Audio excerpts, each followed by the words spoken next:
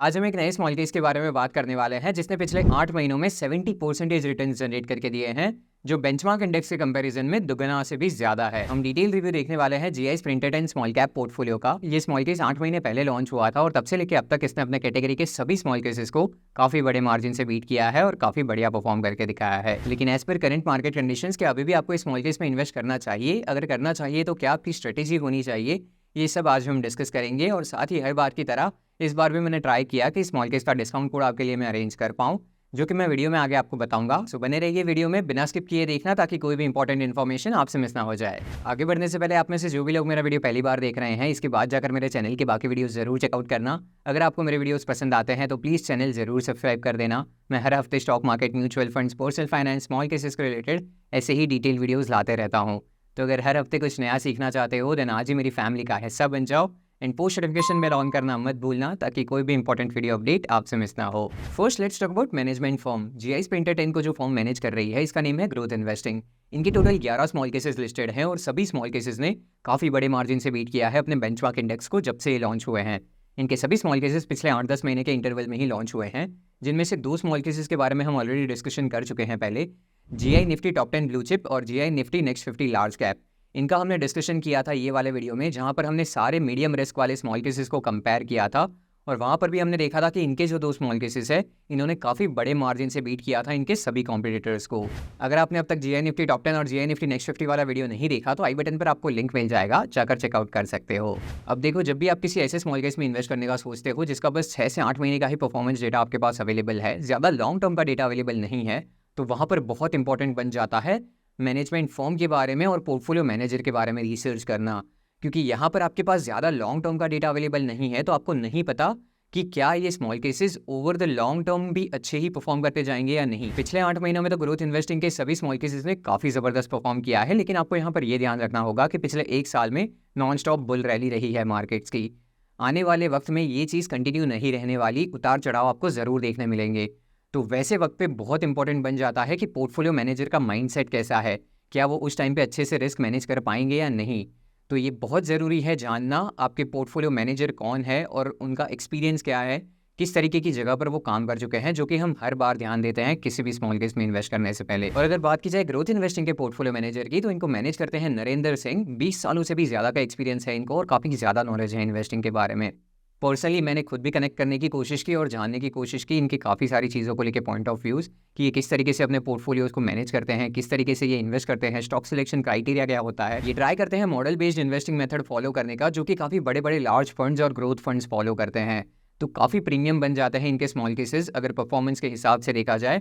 और अगर आप इनकी सब्सक्रिप्शन फीस भी देखोगे तो ऑलमोस्ट इनके कॉम्पिटिटर्स के आसपास ही है, तो आप जरूर कंसिडर कर सकते हो इनके सभी स्मॉल केसेस। लेकिन as per current market condition सिर्फ पास्ट डेटा देखकर आपको डिसीजन नहीं बनाना है। हम आगे बाकी सारे दूसरे पॉइंट्स भी डिस्कस करेंगे जिन्हें आपको जरूर कंसिडर करना है कोई भी डिसीजन बनाने से पहले। चलिए जीआई प्रिंटेड 10 की इन्वेस्टमेंट स्ट्रेटेजी पर ध्यान देते हैं, जो मुझे काफ़ी यूनिक लगी और जो इसको अलग बनाती है बाकी सारे small cap based small cases से। अगर आप इस स्मॉल केस के अबाउट सेक्शन में जाओगे तो वहाँ पर आपको सारी डिटेल्स देखने मिल जाएगी, जिससे आप इनके स्टॉक सिलेक्शन प्रोसेस और इन्वेस्टमेंट स्ट्रेटेजी के बारे में जान सकते हो। इनके पोर्टफोलियो में 10 से ज़्यादा स्टॉक्स आपको देखने नहीं मिलेंगे और ये 10 स्टॉक्स भी निफ्टी 250 स्मॉल कैप इंडेक्स जो है उसी में से सिलेक्ट किए जाएंगे। विच मीन्स कि भले ही आप स्मॉल कैप्स में इन्वेस्ट कर रहे हो, लेकिन आपका रिस्क काफ़ी ज़्यादा हद तक कम हो जाता है, क्योंकि अगर आप यूजुअली देखोगे तो 4 से 5 हज़ार स्मॉल कैप स्टॉक्स लिस्टेड हैं इंडियन स्टॉक मार्केट पर। लेकिन जो टॉप 250 स्मॉल कैप का इंडेक्स है वहाँ पर आपको सिर्फ टॉप कंपनीज ही देखने मिलेगी जिनका मार्केट कैप काफ़ी बड़ा है, जिनके फंडामेंटल्स काफ़ी स्ट्रॉन्ग है। तो ऐसे केस में रिस्क ऑटोमेटिकली रिड्यूस हो जाता है जब आप Nifty top 250 small cap index में से स्टॉक सिलेक्ट करते हो। तो यहाँ पर उसी में से स्टॉक सिलेक्ट किए जाते हैं और उसमें भी सभी का इक्वल वेटेज होता है। अब इक्वल वेटेज में आपको बहुत ज़्यादा एडवांटेज मिलता है कि अगर कोई स्टॉक मल्टी बैगर भी बनता है तो वहाँ पर भी आपको काफ़ी अच्छे खासे रिटर्न जनरेट होते हैं। लेकिन साथ ही साथ अगर कोई स्टॉक डाउन भी चले जाता है तो सारे स्टॉक्स के रिटर्न्स पर इंपैक्ट नहीं आता है, मतलब आपके ओवरऑल पोर्टफोलियो के परफॉर्मेंस पर ज़्यादा इंपैक्ट नहीं आता। अगर 10 में से एक स्टॉक भी काफ़ी ज़्यादा गिर जाता है, अगर वो 60-70% जितना भी डाउन चला जाए, तो भी बाकी के 9 स्टॉक्स संभाल लेंगे उसको और वो इतने ज़्यादा रिटर्न्स आपको जनरेट करके दे देंगे कि यहाँ पर जो आपको लॉस हुआ होगा एक स्टॉक में वो काफ़ी छोटा रह जाएगा। इसका हमने डिटेल में एग्जाम्पल स्टडी किया था इस वीडियो में, आप जाकर चेकआउट कर सकते हो कि स्मॉल कैप इन्वेस्टिंग क्यों नेसेसरी है और स्मॉल कैप इन्वेस्टिंग क्यों बेटर है लार्ज कैप इन्वेस्टिंग से। आपको आई बटन पर लिंक मिल जाएगा उस वीडियो का। Here they follow their own model investing method which is growth accelerated momentum system, in short games. Games के बारे में आपको जितने भी क्वेश्चंस हो, अगर आप और भी डिटेल में जानना चाहो कि किस तरीके से इनकी स्ट्रेटेजी वर्क करती है, आप खुद से जाके कनेक्ट कर सकते हो इनके मैनेजमेंट फॉर्म से। They will happily answer all your questions. मैंने जितने भी क्वेश्चंस पूछे सभी के मुझे काफ़ी क्लियर आंसर्स मिले, जिससे इनका एक्सपीरियंस झलक के आता है। और आप भी जब पूछोगे तो आपको भी काफ़ी कन्विक्शन मिलेगा इनका नॉलेज देखकर। और इनके जितने भी पोर्टफोलियोज है वहाँ पर आपको बीटा भी काफ़ी हाई देखने मिलेगा। जिन लोगों को नहीं पता बीटा के बारे में कुछ भी, उनको मैं बता दूं कि बीटा बेसिकली आपके पोर्टफोलियो की वोलेटिलिटी को इंडिकेट करता है, यानी वो बेंचमार्क इंडेक्स के कंपैरिजन में कितना ऊपर या नीचे जा सकता है। फॉर एग्जांपल, अगर आपके स्मॉल केस का बीटा 2 है तो उस केस में जिस दिन बेंचमार्क इंडेक्स 1% ऊपर जाएगा उस दिन आपका स्मॉल केस 2% ऊपर होगा।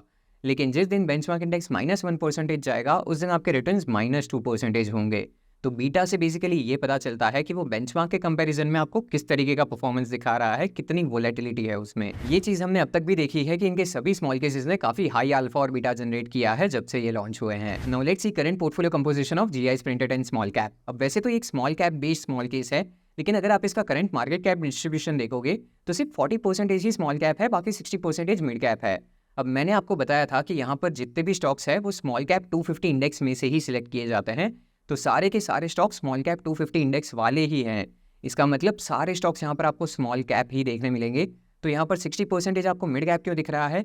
इसका रीजन है मार्केट कैपिटलाइजेशन। एक स्पेसिफिक नंबर के ऊपर स्मॉल केस ऐप सारे स्मॉल कैप स्टॉक्स को भी मिड कैप ही कंसिडर करता है, इसलिए आपको यहाँ पर 60% मिड कैप दिख रहा है, विच शोज कि जितनी भी कंपनीज यहाँ पर है वो सभी काफ़ी अच्छे मार्केट कैप वाली है, सबके फंडामेंटल्स काफ़ी अच्छे हैं और वेल एस्टेब्लिश्ड कंपनीज है, विच मीन्स आपका रिस्क काफ़ी ज़्यादा हद तक यहाँ पर रिड्यूस हो रहा है, जिसके बारे में हम शुरू में बात कर रहे थे। अब इसकी रीबैलेंस फ्रीक्वेंसी के बारे में बात करने से पहले मैं कुछ इंपॉर्टेंट पॉइंट्स आपके सामने रखना चाहूँगा जो मैंने स्टडी किए और नोटिस किए।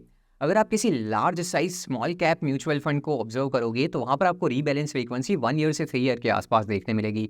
अगर आप किसी mid size small cap mutual fund को ऑब्जर्व करोगे वहाँ पर 6 मंथ्स की ये रीबैलेंस फ्रीक्वेंसी आपको देखने मिलेगी। अगर आप यही चीज़ किसी small size small cap mutual fund या फिर पीएमएस में ऑब्जर्व करोगे तो वहाँ पर 3 मंथ्स के आसपास की रीबैलेंस फ्रीक्वेंसी देखने मिलती है।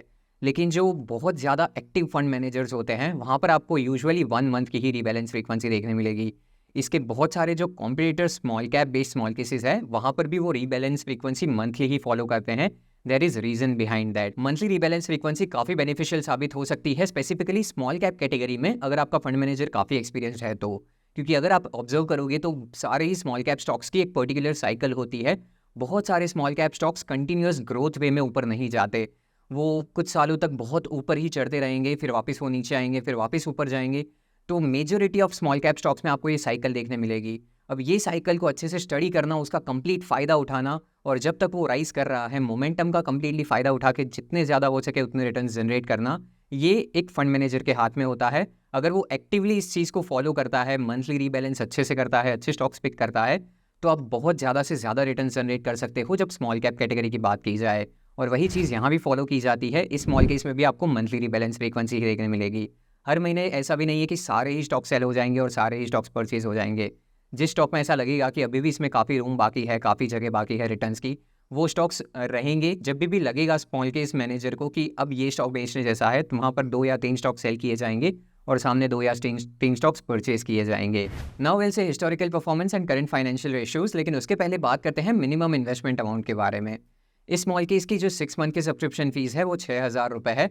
वहाँ पर भी मैं आपको डिस्काउंट कोड जरूर बताऊंगा जिसका यूज़ करके आप फीस सेव कर सकते हो। बट अगर 6,000 भी कंसिडर करें और उसके ऊपर हम रीबैलेंस चार्जेस भी जोड़ दें तो सब कंसिडर करने के बाद आपको मिनिमम 3 लाख रुपीज़ तो इन्वेस्ट करना ही पड़ेगा, तो ही आपका एक्सपेंस रेशियो 2 से 4% के बीच में मेंटेन रहेगा। अगर आपको अपना एक्सपेंस रेशियो 4% से कम रखना है तो आपको मिनिमम 3 लाख रुपीज़ इन्वेस्ट करना ही पड़ेगा यहाँ पर, तो ही आप लॉन्ग टर्म में स्टेबिलिटी के साथ अच्छे रिटर्न्स जनरेट कर पाओगे और आप स्मॉल केस ऐप पर जो आपको एक्चुअल रिटर्न्स दिखेंगे उनको भी रेप्लिकेट कर पाओगे। सो यहाँ पर मैंने स्मॉल केस के एक्चुअल रिटर्न्स के साथ साथ कॉस्ट एडजस्टेड रिटर्न्स भी मेंशन किए हैं। एक्चुअल रिटर्न्स वो होते हैं जब भी आप स्मॉल केस पेज पर जाते हो, चार्ट कंपेयर करते हो, वहाँ पर आपको जो रिटर्न्स दिखते हैं उसमें से चार्जेस डिडक्ट नहीं हुए होते। उन रिटर्न्स पर आपको ध्यान नहीं देना चाहिए, आपका ध्यान होना चाहिए कॉस्ट एडजस्टेड रिटर्न्स पर। और कॉस्ट एडजस्टेड रिटर्न्स कैसे देखते हैं ये नहीं जानते तो आई बटन पर मैं लिंक डाल दूंगा, जाके आप चेकआउट कर सकते हो। स्मॉल केस वेबसाइट पर ही आप सभी स्मॉल केस का कॉस्ट एडजस्टेड रिटर्न्स डेटा निकाल सकते हो। यहाँ पर ये डेटा निकालने के लिए मैंने इन्वेस्टमेंट अमाउंट कंसिडर किया है 3 लाख रुपीज़। और जो बेंचमार्क इंडेक्स है, इनके पेज पर इन्होंने benchmark index equity mid cap index दिया हुआ है। आई डोंट नो क्यों, एक्चुअली ये एक स्मॉल कैप पोर्टफोलियो है, तो स्मॉल कैप के साथ भी कंपेयर करना थोड़ा बेटर रहेगा, इसीलिए यहाँ पर मैंने दोनों इंडेक्स के साथ इसको कंपेयर किया है। अगर हम एक्चुअल रिटर्न्स का कंपैरिजन देखेंगे तो पिछले 6 महीने में इस स्मॉल केस के जो कॉस्ट एडजस्टेड रिटर्न्स रहे हैं वो 66% है, जो दोनों ही बेंचमार्क्स के कंपैरिजन में बहुत ज़्यादा है। बहुत अच्छे से इसने बीट किया है दोनों बेंचमार्क इंडेक्स को। 6 मंथ्स में भी अगर आप देखोगे और 1 मंथ में भी आप देखोगे, वैसे तो 1 मंथ एंड 3 मंथ के रिटर्न्स पर ज़्यादा ध्यान नहीं देना चाहिए, बट अगर वो भी आप कंसिडर करोगे यहाँ पर तो काफ़ी अच्छे मार्जिन से इन्होंने बीट किया है सारे टाइम होराइजन्स में। इसके साथ आपको एक चीज़ का ज़रूर ध्यान रखना है कि past returns do not guarantee future returns. Past में बेंचमार्क इंडेक्स ने काफ़ी अच्छा परफॉर्म किया है और उसके कंपैरिजन में इसके रिटर्न्स देखे जाएँ तो काफ़ी अच्छे रहे हैं अगर बुलिश साइकिल की बात की जाए, बट ये बुलिश साइकिल हमेशा कंटिन्यू नहीं रहने वाली। हो सकता है आने वाले वक्त में बेंचमार्क इंडेक्स साइडवेज हो जाए या फिर आपको छोटा मोटा क्रैश भी देखने मिले, तो वैसे केस में इस स्मॉल केस के रिटर्न्स पर भी इम्पैक्ट ज़रूर आएगा। बट वहाँ आपको ध्यान ये चीज़ का रखना है कि क्या आपका स्मॉल केस मैनेजर अच्छा है, क्या वो रिस्क अच्छे से मेंटेन कर पाएगा ऐसे केस में, क्या जब मार्केट वापस डाउन जाके फिर से ऊपर जाएगा तो वैसे केस में वो उस क्रैश अपॉर्चुनिटी का भी अच्छे से फ़ायदा उठा पाएगा या नहीं। तो ये सारी चीज़ें आपको जज करनी है, उसके बाद डिसीजन बनाना है। अब चलिए ध्यान देते हैं इसके करंट फाइनेंशियल रेशियोज़ के ऊपर। अगर पीई रेशियो देखा जाए जीआई स्प्रिंटर 10 का, वो 50.6 है, जो ओवर वैल्यूड है अगर कंपेयर किया जाए बेंचमार्क इंडेक्स से। स्मॉल कैप इंडेक्स का पीई रेशियो है फिलहाल 35.2। पीबी रेशियो भी अगर आप देखोगे तो वो ओवर वैल्यूड है बेंचमार्क के कंपैरिजन में। तो यहाँ P and PB ratio over valued ज़रूर है, बट एक चीज़ यहाँ मैंने नोटिस की है कि इनका जब भी रीबैलेंस होता है तब ये पी रेशियो फिर से स्टेबल हो जाता है। जैसे ही मंथ एंड आता है, अगर मार्केट कंटिन्यू राइज करते जाता है तो ये ज़रूर ऊपर जाएगा ही जाएगा। तो ये पी रेशियो राइज करते जाएगा, जैसे ही रीबैलेंस होगा फिर से पी रेशियो थोड़ा स्टेबल हो जाएगा, फिर वापस राइज करेगा। तो ये जब मैं वीडियो रिकॉर्ड कर रहा हूँ, आज है 29 अप्रैल और ये वीडियो पोस्ट होगा 4-5 दिन बाद, लेकिन तब तक इनका रीबैलेंस अपडेट आ चुका होगा और तब आपको थोड़े stable PE and PB ratios दिखाई देंगे। तो ये पीई एंड पीबी रेशियोज़ के हिसाब से सिर्फ जज करना आई थिंक लॉजिकल नहीं होगा, क्योंकि हर महीने ये पोर्टफोलियो रीबैलेंस होने वाला है, वहाँ पर इनके रेशियोज़ भी हर बार चेंज हो जाएंगे। सो ज़्यादा ध्यान आपको यहाँ पर स्टॉक सिलेक्शन और इन्वेस्टमेंट स्ट्रेटेजी पर ही देना चाहिए। सो टिल नाउ जितने भी एडिशनल इन्फॉर्मेशन मैं गैदर कर पाया हूँ इस स्मॉल केस के रिलेटेड और जितने भी मेरे पर्सनल व्यूज़ है इस स्मॉल केस के सारे पैरामीटर्स को लेकर, वो सभी मैंने आपके साथ शेयर किए। अब इसमें इन्वेस्ट करना है या नहीं, इसका मेजर डिसीजन आपके हाथ में होना चाहिए। सिर्फ मेरी बात सुनकर ही आपको ब्लाइंडली इन्वेस्ट नहीं करना है, सारी चीज़ें खुद से जाके भी एनालाइज करो, उसके बाद इन्वेस्टिंग डिसीजन बनाओ।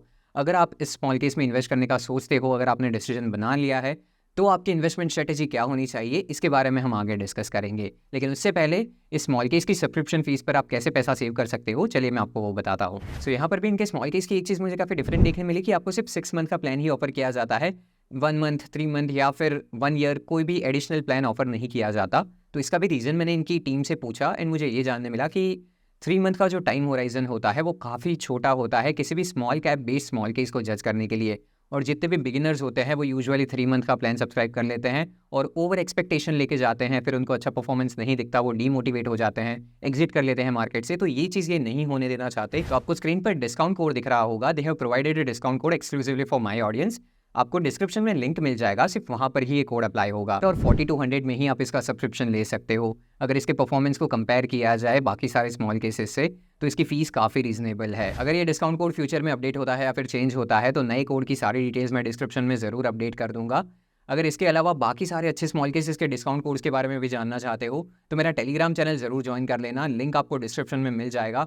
जब भी किसी अच्छे स्मॉल केस का डिस्काउंट कोड अवेलेबल होता है मैं तुरंत अपडेट्स वहाँ पर शेयर करता हूँ।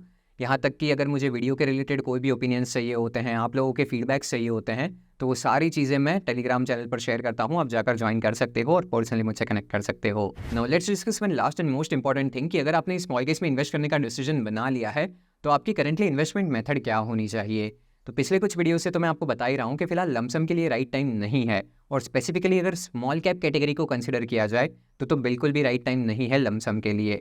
अगर यहाँ से मार्केट साइडवेज भी जाता है तो भी लमसम के लिए राइट टाइम नहीं होगा।